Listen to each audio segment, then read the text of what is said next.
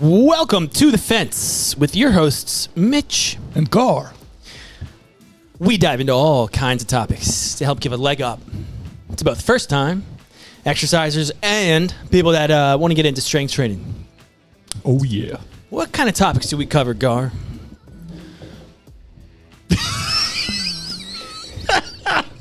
Hey, I'm not high. Okay. All right. It's fitness related. Everything fitness related. Exercises, diet, all right? Even sleep. Okay. We go everything you can come up. We will give you answer. Yeah, topics we cover could help you with all that. Lose weight, gain weight, build a shit ton of muscle, get strong. Oh, yeah. And today we're going to have an interesting topic. So, yeah, and I just realized I can't see the board now. All right, so we're going to lead off today's episode addressing some questions that we've gotten from our loyal listeners. oh, yeah. The first question is actually not first question. There's the last question is the fantastic one that you're going to go for it. Yeah, I'll answer that one. I actually had to do a little research on that one. Yeah, but first question is about one of my favorite body parts. All right, we got to shout out the listener who's asking. Oh, yeah. Julia H. We can say the full last name, right? Nope. No, okay. So, can I lose my belly fat and build my booty at the same time? Ooh. Loaded question. And I will give you this type of answer. Depends in which stage you are of your fitness journey. All right? So, if you're a beginner, absolutely. Okay? Easy peasy lemon squeezy. It's possible. But if you're a veteran, if you've been training, if you have year or two under your belt, it will be a little bit hard. I would say you can play with your diet in a way that you will gain minimum body fat, and But that's also going to slow down the growth of the booty. True that, but lot of girls doesn't like this concept of bulking season. I know. I do feel like women are swinging around to it. Yeah. But it's, as I said, it depends in which stage you are. If you are a beginner, absolutely easy peasy. It's not hard really. But if you're a veteran, it will be a little bit problematic. But as I said, there is an option of do very slow bulking, like be really precise with your calories. And you will gain minimum body fat that it will not be even that much like difference you will see. So what he's saying is you're gonna have to be in a caloric surplus to be able to build muscle. And one thing that women have working for them is they do hold more fat in that area. Yes. For me, it's really hard to grow that booty. I have to be like in a big calorie surplus. I got to be lifting heavy and hitting all, those compound lifts, glute bridges, squats, RDLs. Yeah, for females, it's easier to work on a lower body than males. But at the same time, it's harder for them to improve their upper body than males. Oh, 100%. We are more like upper body dominant. Females are more lower body. That's why even lift numbers, it's like a way smaller difference when a female goes against the male when it goes to squats and stuff than upper body. So I hope that helped, Julia. And again, if you are, we don't know what level Julia H is at, whether she's a veteran or a beginner. But listen, if you need more details into this, give us a text. We will work with you and figure out the regimen for you. All right? We'd be more than happy, either one of us to write some kind of program and caloric template. True that. All right, question number 2 by Bryan K. Does the food I get in my calories... Wait, that doesn't make sense. Does the food I get my calories from matter as long as I'm within my macros? And that to me sounds like a question about the quality of the food they're eating. And what would your answer be to that, Car? Oh, easy peasy. Actually, overall, if you just want to lose weight or gain weight, Right. it doesn't really matter the quality of the calories, because at the end, I don't really care who will say what. But there's a plenty of studies done, neutral studies too. It's not like a big food and pharma put money into it. No, neutral studies. That calories in, calories out is still a king, even if your hormones are whack. Okay. And diving deeper into that, the quality of those calories. So just think like processed versus whole foods, or protein from a McDonald's patty versus Wagyu beef. Sure. Or even just regular organic, grass-fed beef. And then there's things like you said, that was a great topic. Hormones,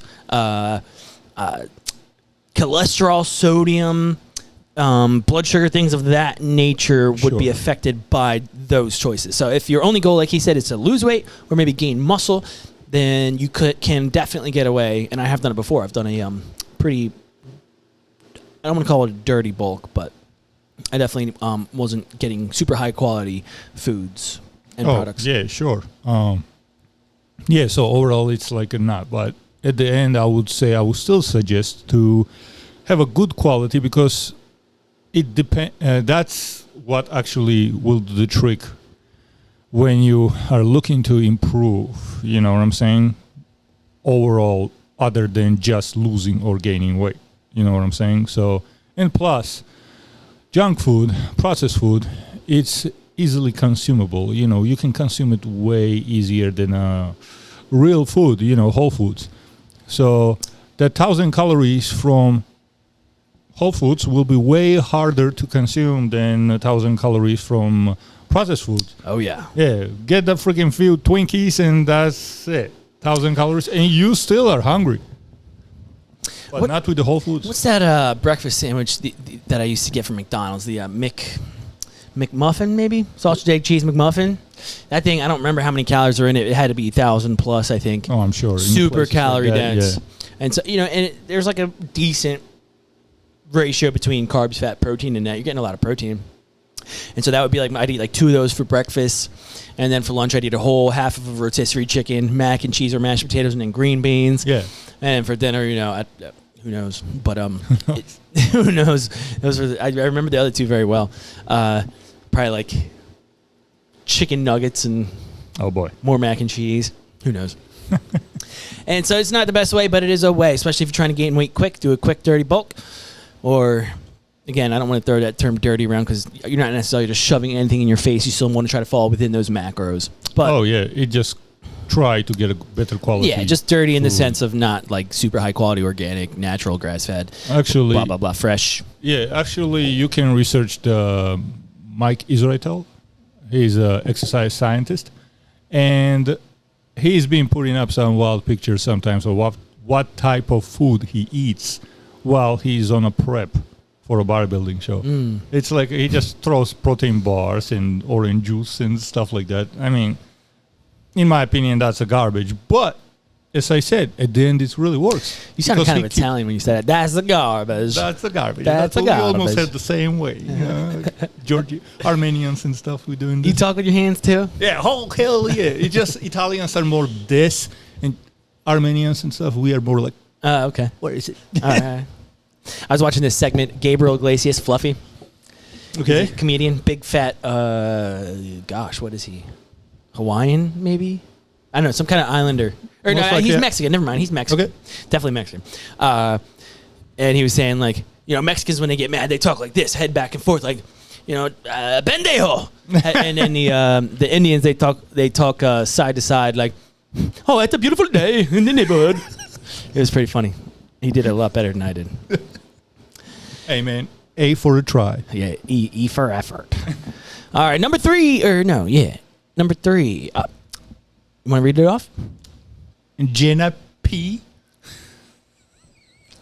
Why'd you say it like that? I don't know. It just Jenna like P. I'm sorry, Jenna. Ken, what is that? Z? What is that? That's an I. I? That's the ugliest I ever. Oh. It does look like a Z. Yeah, it does look my like a Z. bad, You're right. Looks like a 7 with a line under it. Can I exercise with DOMS? All right. That's a good one. Good question. Thanks, Jenna P, for the question. Tell the people what DOMS stands for. Actually, you're going to go. All right. So DOMS, or DOMS, delayed onset muscle soreness. He set me up right away for I told you what it was, though. You think I'm going to remember? He knows from what it is. round? He probably knows it by a different term. So anybody that's lifted for any amount of time or has been in the gym and is any kind of Jimmy, or I don't know why I said that. I've never even heard that. Jimmy.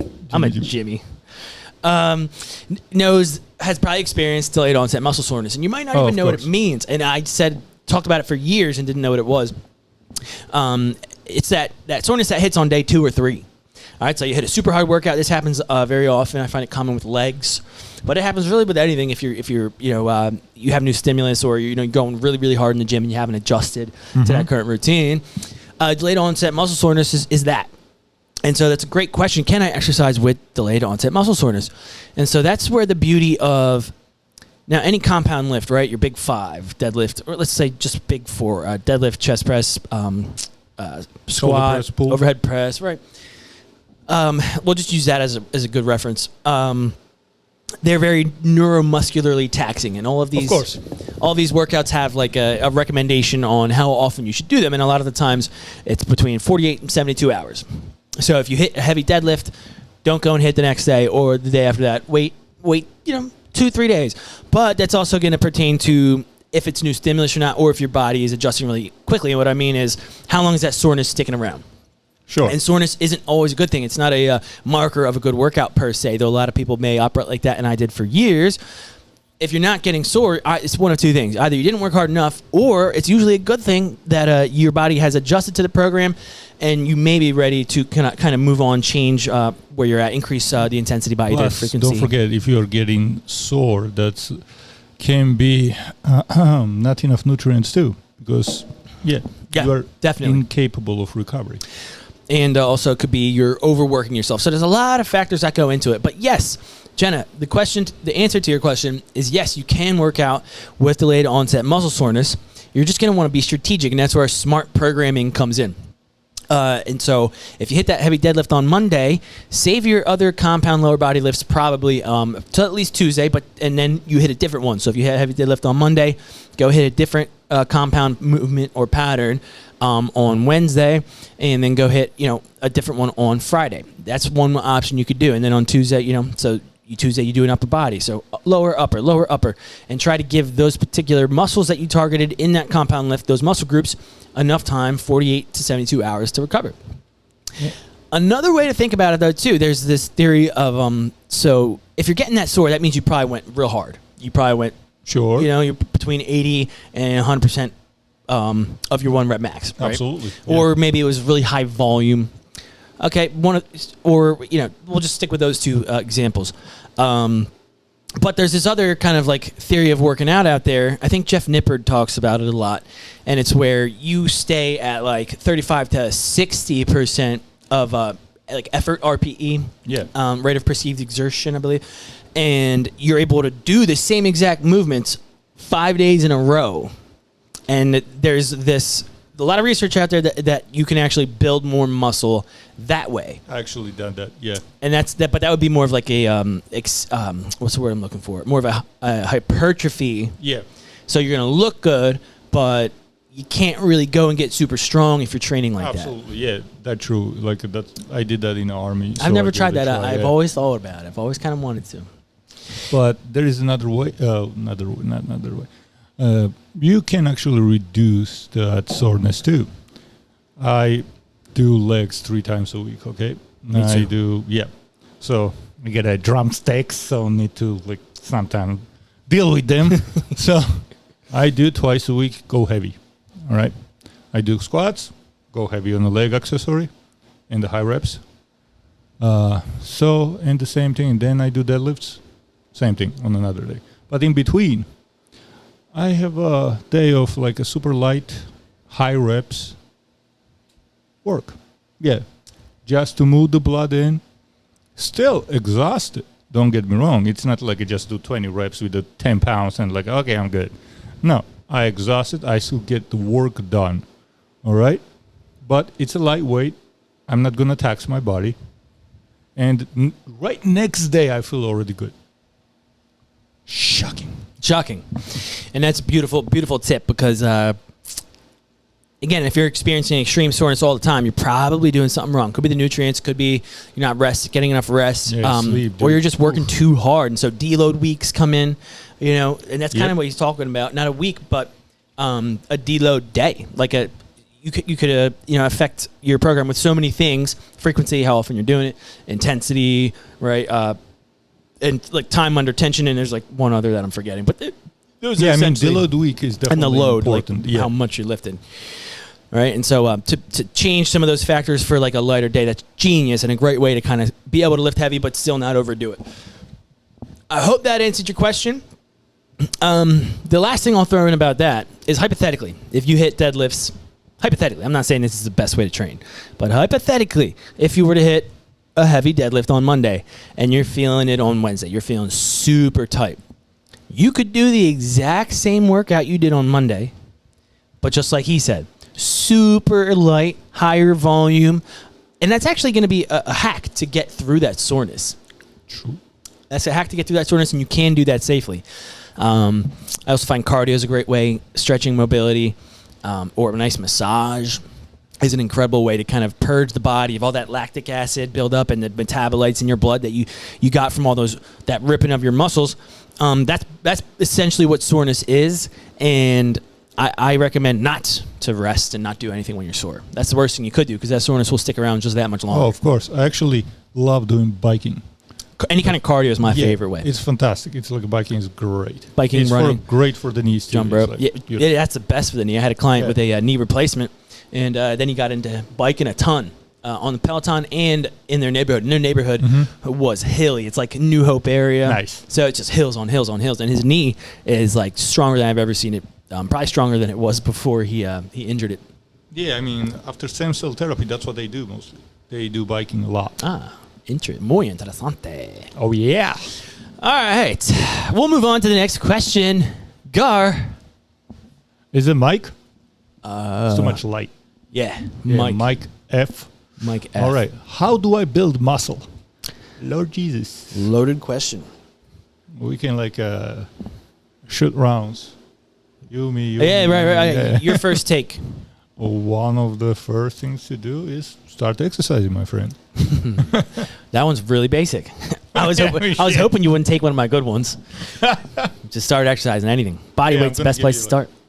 Body place, best place to start. Boom. Push-ups, squats, and planks, dude. Just even doing some activity. Yeah, exactly. Doing some activity in comparison to what you were before, that already will put some muscle on. Because guess what? Now you're actually doing something. Even if you are not going all out, you are still doing something. You're going to increase muscle mass in comparison to before. So that's one. Baby steps, and that's an easy one too, Yeah. Just start small.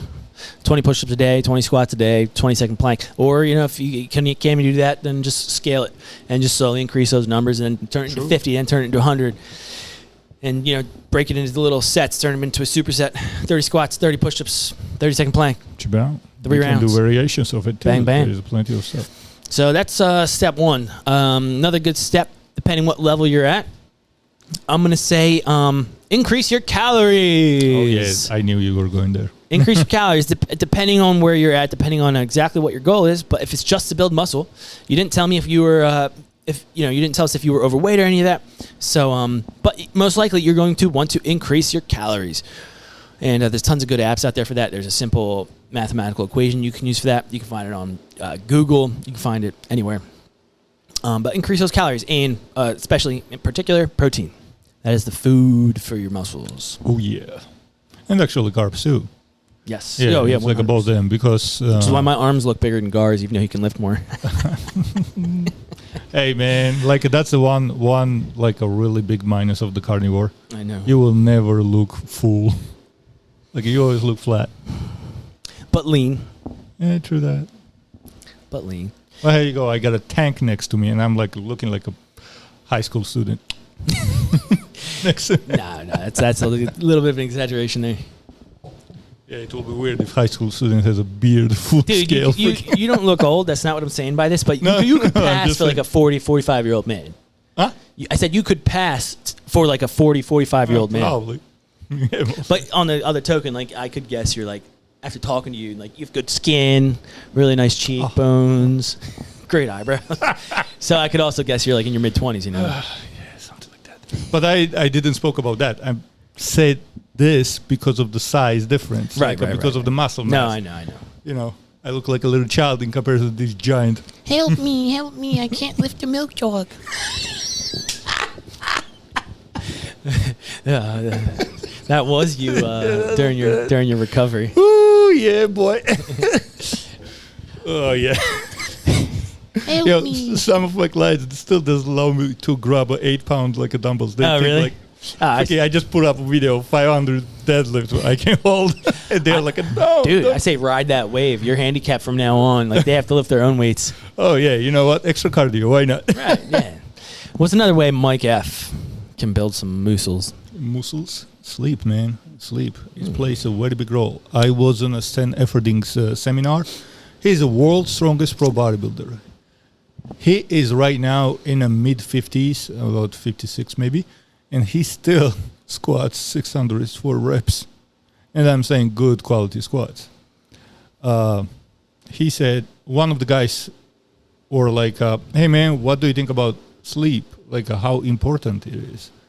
And he was like, you know, in my opinion, best steroid in the world is the sleep.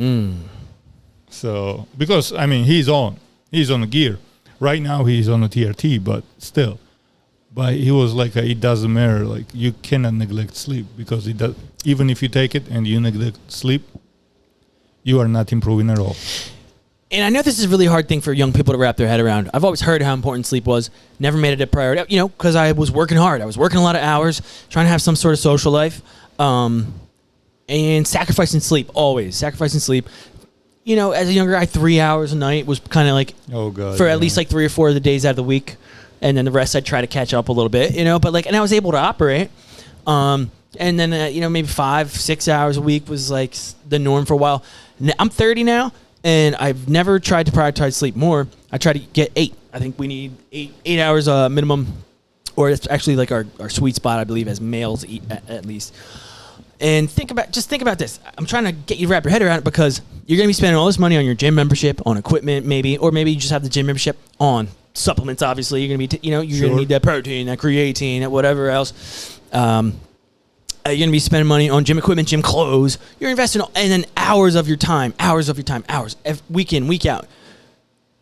The same concept as you can't outwork a bad diet and abs are built in the kitchen is kind of, I think, the importance of sleep to recover. Why would you rob yourself of that? So if you're going to be serious about your training and your nutrition, you got to be serious about your sleep. That one comes for free, and it feels good. Yeah. So you got to prioritize it. You got to try to get to bed earlier.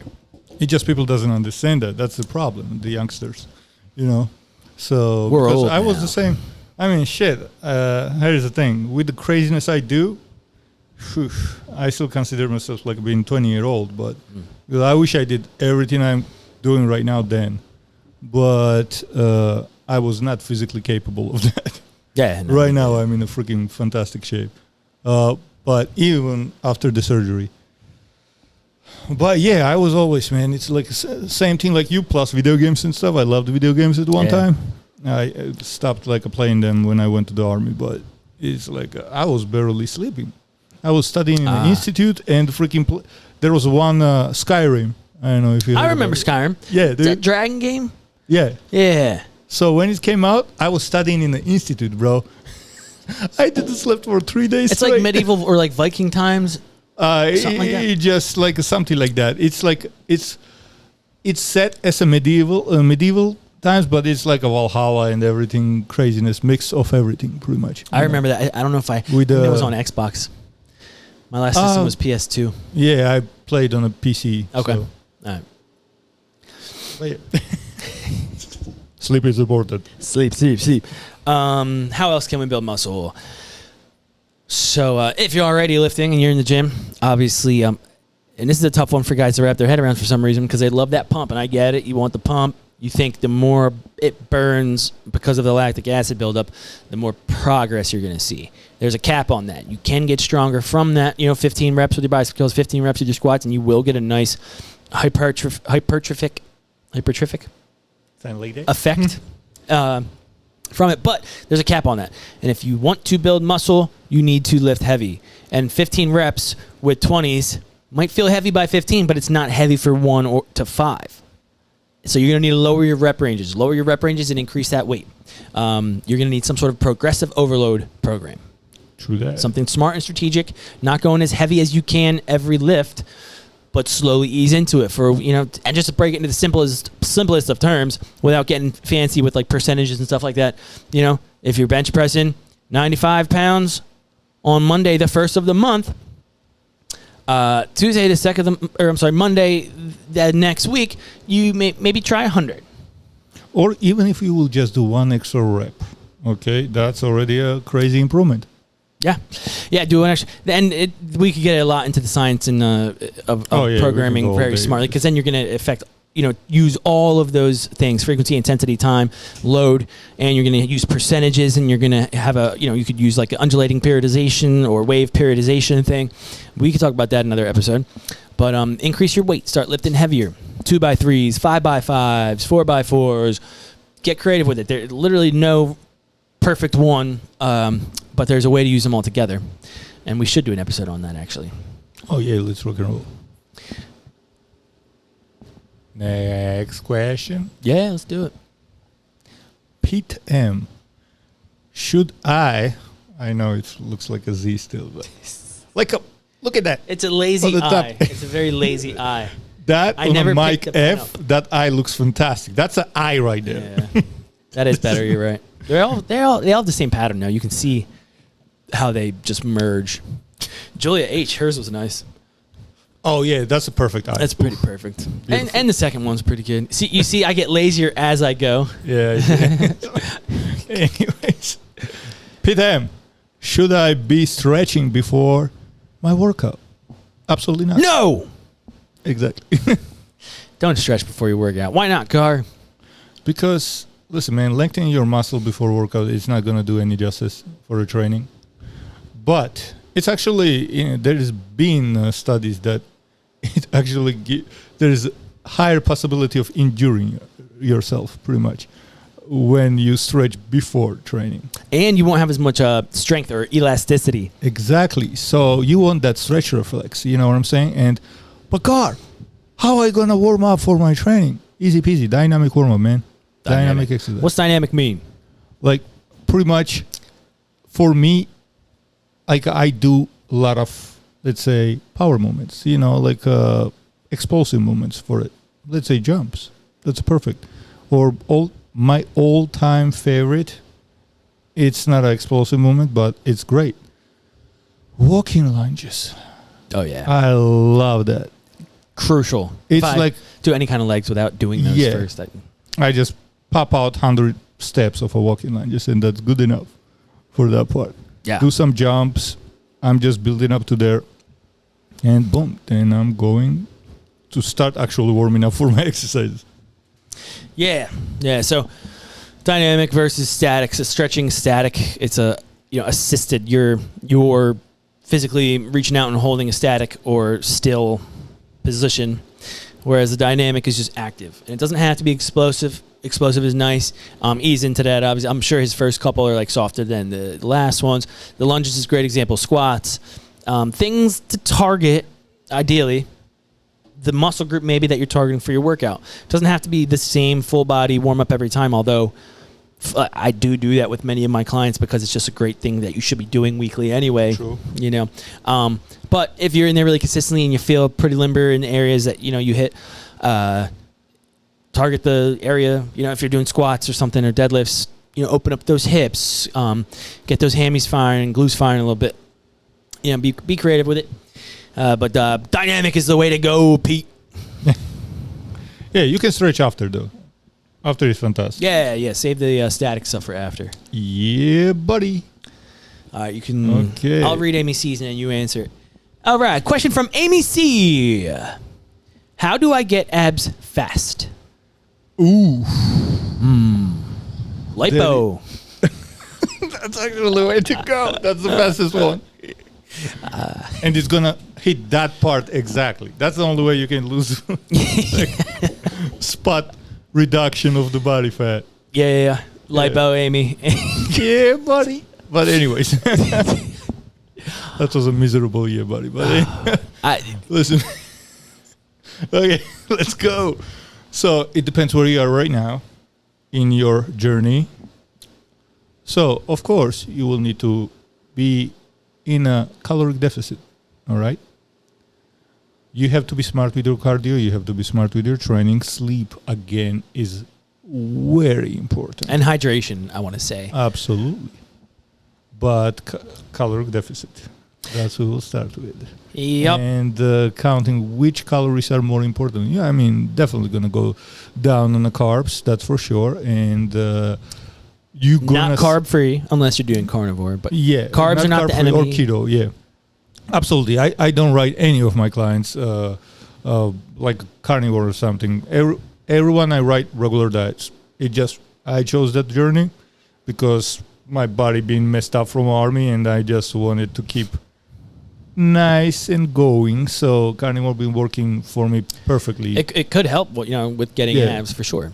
Yeah, it's. I mean, I lost crazy amount of body fat on a carnivore. Not gonna lie, but yeah, well, it's a lot of work to get into it. Yeah.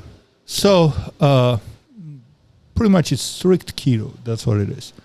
Yeah. But yeah, get more protein because it's gonna make you feel fuller. You're gonna want to be actually, because get abs fast. It's a loaded question. That's why we're acting so weird about it. Yeah, it's so much to answer. Like it's more like pretty much person have to be sitting here, and we need to talk with the person. Well, and then the question really is, what you're really asking is, how do I lose fat fast? Because abs are made in the kitchen.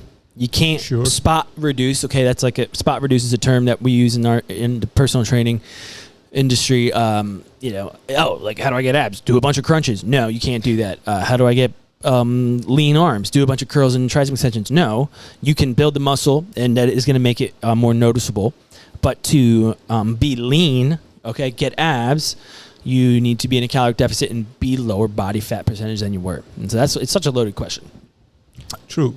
But yeah, maintain is pretty much, I would say, caloric deficit. Yep. And then strategic ways. I like how you said be smart with what you're doing with training and cardio, because a ton of cardio is not the answer. No. Yeah. Not the answer. Ton of cardio is not the answer. You're going to lose a lot of muscle too, and lose a ton of muscle. Last thing you want to do. Right. But you can do cardio. You're just going to want to be in the lower intensity range or short bursts of super high intensity range. Yeah. Not running for 5 miles on the treadmill. Sprints or walking. Yes. Or heat cardio. It's actually going to help you in building muscle. Right. And when we say hit cardio, though, or heat cardio. HIIT. Yeah. HIIT, high intensity interval training. Yep. We don't mean correct me if I'm wrong, provide a different, POV, please. But we don't mean like a F45 or Orange Theory workout. Yeah. Although that is classified as HIIT. Really? I believe so. I believe that classifies as HIIT, and because let's just picture it. That's a 45-minute workout.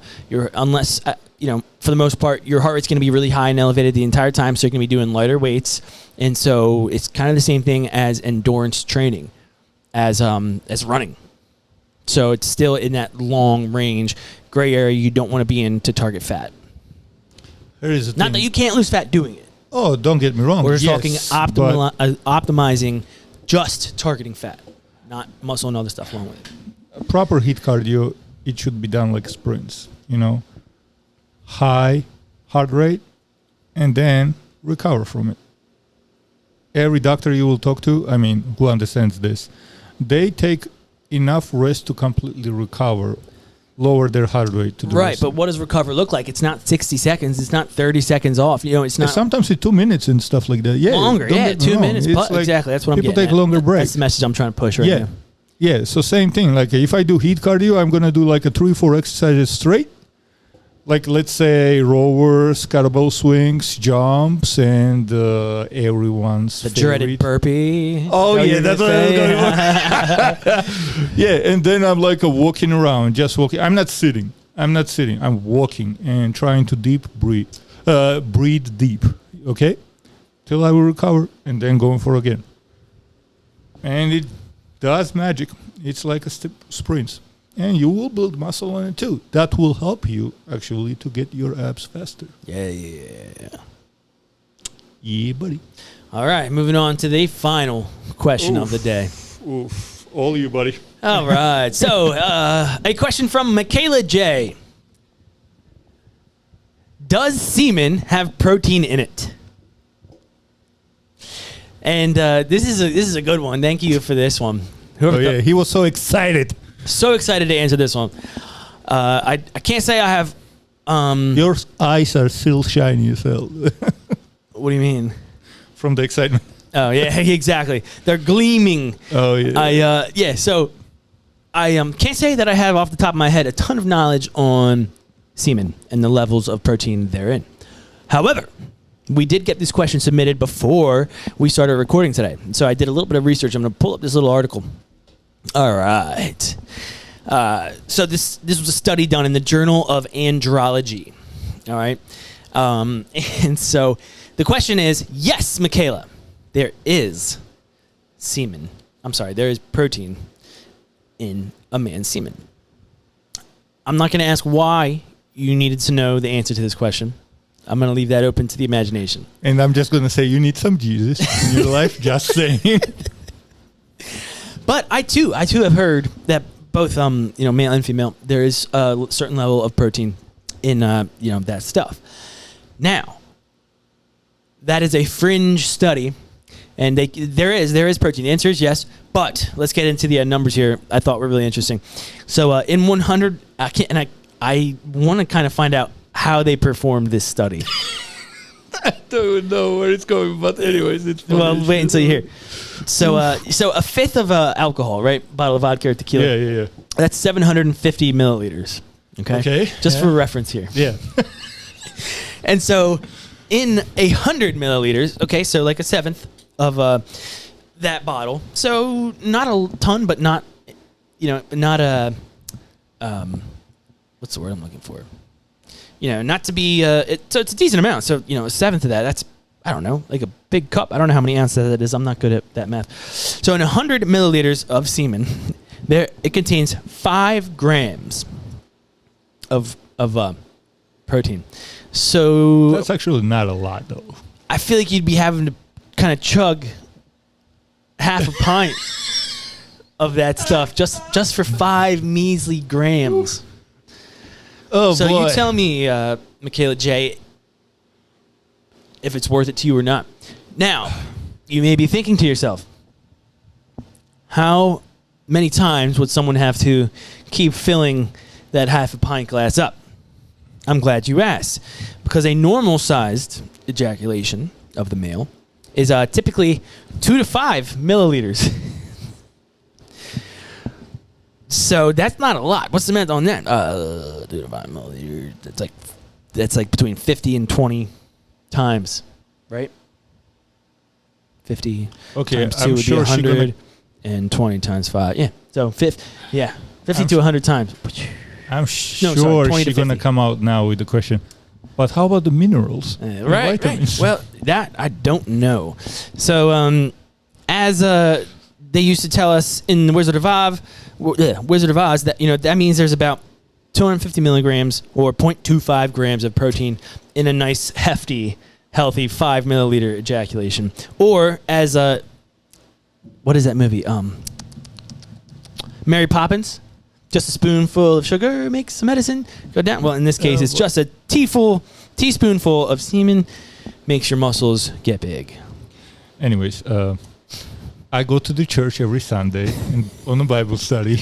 If you really looking for help, ask a question. I will help you out. There's a bunch of good places. We will help you. There's other ways to get a protein. Gar's praying for you. Yeah, you can get a milk. we have in a new town fantastic farmers market. Okay, raw cow milk, protein, everything. I think that concludes the episode. Oh, yeah. We got 40 minutes of content from that. We need to Oh, start doing boy. this more often. That makes our life a lot easier. Oh yeah, it's That was actually genius, was right? fun. That was genius. You're good. You're really good. All right. Well, thank you guys, as always, for listening to this fine episode. Tell the guests what to do if they want to ask us a question. Oh yeah, send us questions. Boy, that last question though. Anyways, send us questions, and we will do our best to answer. And even you see the Michaela Michaela J. send us question like right few minutes before, and we were on it.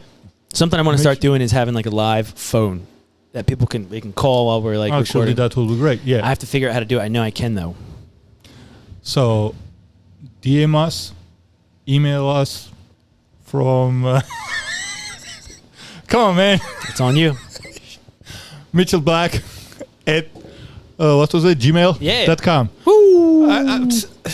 It was more fun when you were answering it because yeah. it's like a mini tradition. Come on, I man. get it. It's like we do it every episode for the next year. Freaking same thing. So, yeah, and we will do our best to give you highest quality answers possible. Because you saw it today. In plenty of them, we just went all out. What our time allowed us. So, and I'm sure Michaela will come back with a minerals question. We'll find out. Yeah, we'll figure it out. But again, it was a pleasure. It's a pleasure. Again, DMS, comment, ask us questions. Follow us on Instagram at @thefence_podcast, on YouTube at The Fence Podcast, or wherever you listen to your podcasts, simply at The Fence. Oh, yeah. We'll see you next time.